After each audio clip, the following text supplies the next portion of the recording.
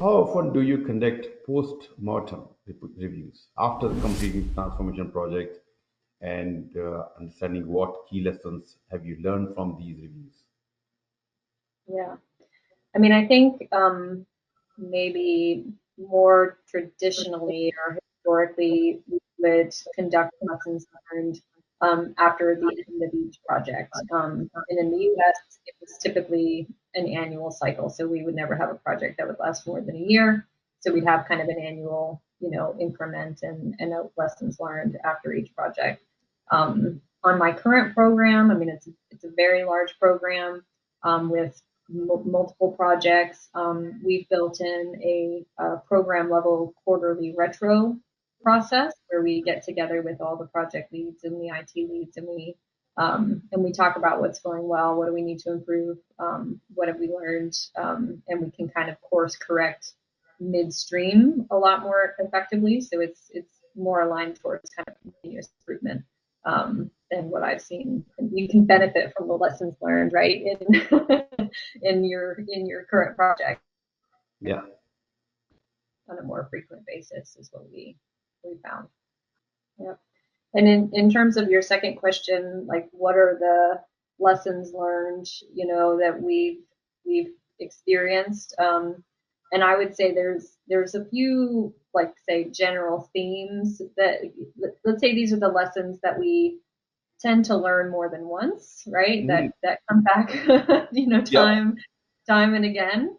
I think one of the lesson learned was, not saving the biggest and most complex use case for last. I mean, I Yeah. think that sometimes there's a tendency to pick, the easier things to pilot, start small, increment, right? That's the agile methodology and approach. But sometimes that will come back to bite you, right? And so for things like a global, we've got a global financial system that we're deploying to every location.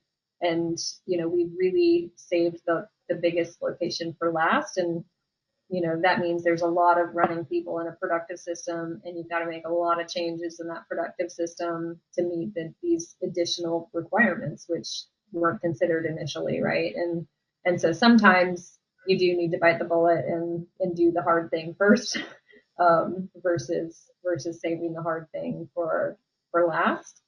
Um, the other lesson learned, and I'll probably come back to this a little bit later, is to really have your target operating model in mind from the beginning. Mm. Many cases we would have a project that was initiated by one group without really thinking about the production operations of that thing, and we didn't involve the people who would ultimately own the thing because we didn't realize that they were stake. You know what I mean? We didn't ask those questions from the beginning, right? So if we need to change the operating model, if we need to put a new operating capability in place to take on responsibility for something we build within a project, we should do that from the beginning, right? You should know what is that target operating model, who's going to be responsible for that thing, how are they going to run it, do they need a team of people, and you need to establish that team from the beginning.